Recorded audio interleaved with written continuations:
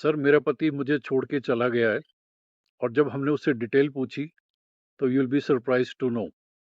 कहती मैं अपनी फ्रेंड के साथ ज्वेलरी की शॉप में गई थी। वहां मुझे एक हार पसंद आ गया, 8 लाख रुपए का था।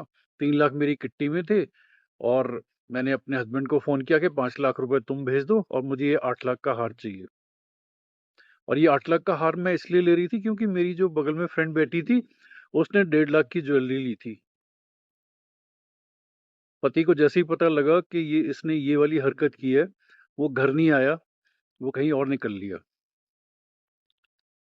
कभी भी आप अपने लिए एक फीमेल पार्टनर ढूंढते हो, थोड़ा सा थोड़ा सा इन चीजों पे ध्यान देना बहुत जरूरी है।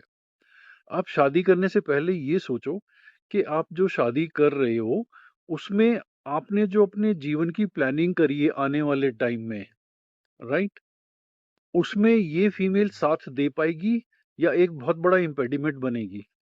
सिर्फ शक्ल देख करके और एक लड़की मिल गई है और बस किसी तरीके से हाँ, अब किसी लड़की ने मुझे पसंद कर लिया, आज तक तो कोई ढंग की मिली नहीं थी, अब मैं इसे शादी कर लेता हूँ। अपने जीवन के गोल्स की तरफ देखना भी बहुत जरूरी है।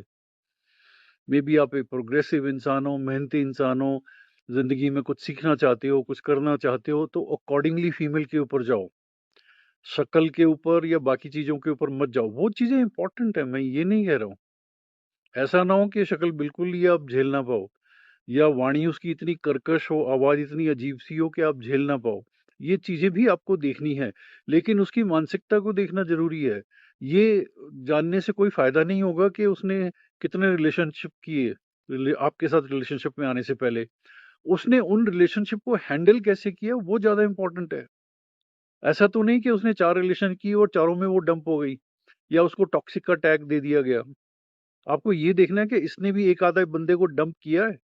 उससे ये पता लग जाएगा कि हाँ, इसकी अपनी भी कोई चॉइस है। ओके, इन बातों का ख्याल रखो यार, नहीं तो बेकार में बेवकूफियों को झेलते झेलते जिंदगी के बारे में तो आप कुछ नहीं कर पाओगे, बस उसी को संभालते रह जाओगे। Okay, take care, it's your life.